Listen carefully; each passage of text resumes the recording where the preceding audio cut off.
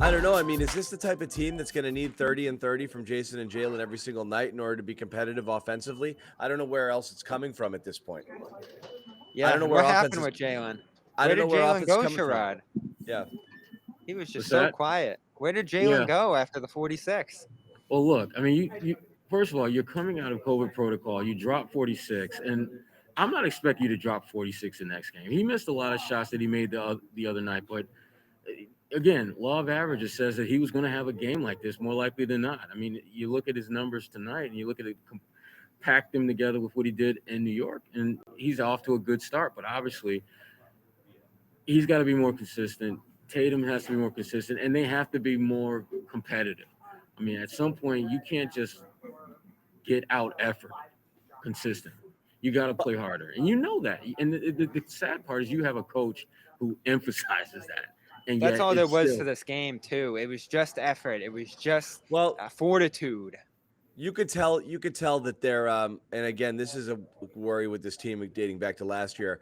They definitely get discouraged when their shots aren't falling. And rather than dig in on defense and say, I'm gonna make it up here, it like they go in the other direction where they just get um frustrated, and then it affects them on both ends of the floor. And then the next time down, they just start chucking or they take poor quality shots instead of That discour that instead of working harder. That's the thing, is like when faced with adversity, like, okay, our shit's not dropping right now, they kind of go in the other direction with it. And that that's that. discourage that Yeah, discourages them, but more so is the calls, and that's what drove me craziest about this game. that's They there made too. that they I thought that was the story of the third. They missed the offensive or whatever you want to say about that call on Tatum on the offensive foul. He goes down the court 3 more times in a row, shoots one off the shot clock, staring at the ref, going back, motioning at his hip. It's just all he's thinking about for 3, 4 straight possessions after that are the calls. How he's getting treated by the officials in the lane, and they're just ignoring him in there. And it's what Ime said. If you're just complaining, play in and play out, you're not going to get the benefit of the doubt in those spots. And I thought Ime should have benched him immediately after that. If you were going to stay true to the rule, if you were going to do this thing to Grant Williams in the preseason, you have to do it to Jayson Tatum in the first Well, regular season game at home, or it's useless. we're going right back to our bold predictions from before the season. That was one of mine, and I really wrote that as much because I was curious to see if it happened rather than I was certain that it would, because that was your, as I wrote, your rubber meets the road moment. Like, you talk the talk, will you walk the walk? If you have a superstar who's chirping and getting pissed off at the refs, do you pull him out? I still don't know whether or not part of that substitution had something to do with that or not, but it was not a demonstrative thing. It wasn't a yank. It wasn't a whatever. So I don't know. I don't know. It's hard to say there, but again, the things that you may talked about as a point of emphasis, you've got things going sideways on him pretty quickly in the season. So again, that's why my number one concern here is really cutting the legs out from your coach. You go out and you put another, really bad performance. You string a couple of these together early going. Then people start to second guess him. Does he have control of the team? Does he know what he's doing? What happens when the veterans start talking to each other and say, this style of defense isn't going to work for us? He's not coaching us. He's not, what happens when the players start wondering whether or not he understands his personnel? We were here. We know what works. This isn't working. I don't know if that's going to happen or not, but I definitely get worried about that with a brand new coach. Well, considering they're coming off a season when they were a 500 club, they're not in position to say anything because, I mean, what you reached the Mendoza line and now you think you're the shit? No. I mean, I think it's for them, and again, it's way too early for them to kind of go into that mode. But John, you're right. I mean, it is possible, particularly when you have a couple of games like this where one game you put up great effort and come up short, and then you come back, follow that up with a lackluster game from an effort standpoint. I heard this on the radio earlier, and it was pretty jarring. Since that OG shot in the bubble, I believe the team after this loss is now 9 games under 500. I think that was what it was with the loss added in today. And it's pretty startling. They were under 500 last year. They obviously lost 2-4 in that playoff series, and now 0-2 to start this year. Some things have changed. Players, a coach now. But some things have just remained the same, and that's really the story of this game for me. Is just how similar this looked to last year. The boos, the lack of urgency, and just commitment to defense, the movement on offense that they couldn't find. It just looked exactly like one of the Spurs game where they're booing them into the locker room at halftime, or one of the other million games where they went down by double digits early. The New York game wasn't like that. They set a good tone with the fast break.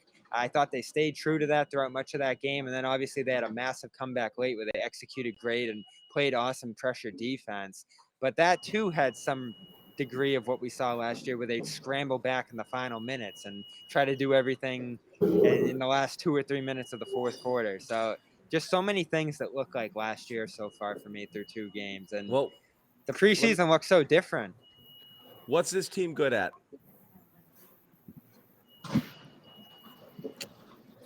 That's a good question. It's not shot making. It's not rebounding. It's not transition defense. Wasn't half-court defense in the New York game.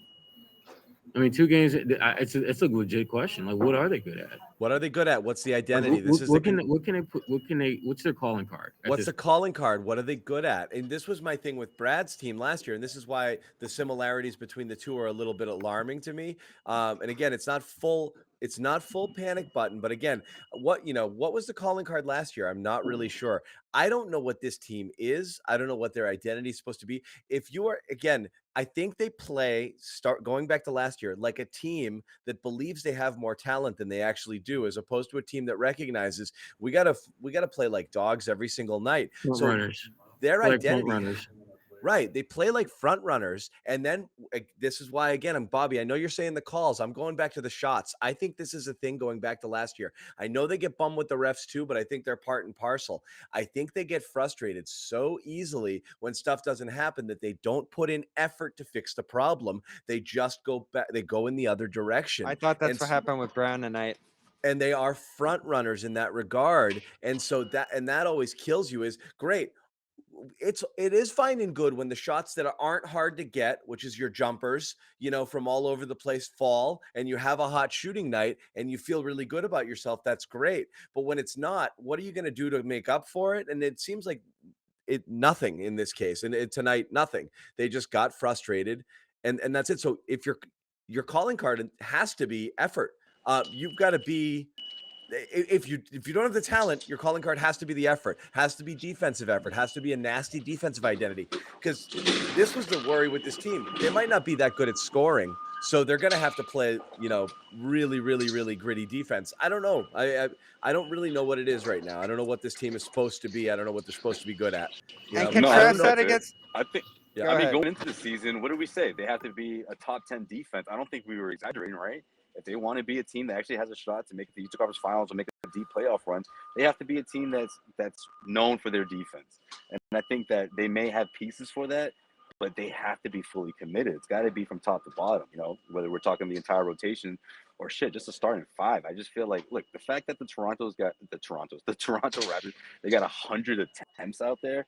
I mean, I just don't think that this is that kind of team. But again, when a team is all in on the defense, these are the results you get, right? I mean, yeah, Scotty Barnes had 25, but normally, I mean, Van Fleet will put up 20 on a given night, but he was cold tonight, And you think about what John just said in terms of overcoming deficiencies. Look at that Raptors roster. They don't have a great point guard. They don't have their main scorer in Siakam tonight. They don't have much of anything in the offense, and they made up for it with runouts, deflections, just a large amount of energy on defense that turned into offense. And they built that into 100-something points and an 83-point defensive effort. 42 for 100 from the floor. Let's put it back on the stars here. And again, you're talking about leaders and you're talking about leading by example. You guys feel you got the effort you needed out of Tatum and Brown? Brown, to me, got frustrated because things weren't falling for him. You'll always give a little pass there because you don't know breathing and this and that, what's going on behind the scenes there. So I don't want to do it there, but I'm going to go Tatum again. Just was like, this game's not going our way, and basically stopped playing in the second half. I don't get that. you know, because he had some things going for him in the first half, and he was playing a fairly well-rounded game. He was playing decent defense. He made a couple of nice passes. You know, the shot was falling. It was, you know, he was He scoring. responded too after Yeah. that missed call and really like dug in deep on a defensive play and blocked OG at the net. That was Yeah. like the best defense I've seen him play maybe the last 2 years. And like after that, when other calls didn't go his way, that's when he got pulled from the game. But I am digging in on Brown. Like if you're not getting the looks early on, you just kind of fade out of the game and Right, he just don't do much on disappeared. either end. You can't do He that. does that You can't. all the time. Josue talks about that all the time. Yeah, Josue talks all about the it. time, man. Yeah. But Josue, sometimes you talk about it like they forget about him. But I don't know whether he's just like, I'm just gonna stand here. If they give me the ball, great, and if not, whatever. Like, I don't know what But happens. why but- doesn't he find the ball I on think defense? I think Yeah. it's a little bit of both, honestly. Yeah. You know, and there's instances where, well, at least this was last year. We saw it a couple nights ago. Not so much tonight, but that's when you get that Marcus. Oh, you want to be shy? Okay, I'm never shy, man. Like, you know what I mean? Like that's exactly what we usually see. And you know, last a couple days ago rather, you know, that was the Marcus we saw. You take the good with the bad, you know, and with that good was a shot that tied the game up and allowed it to go into double overtime. But you know, to your point, what you said earlier, John, about do these guys have to put up 30 every single night? I mean, one of them has to.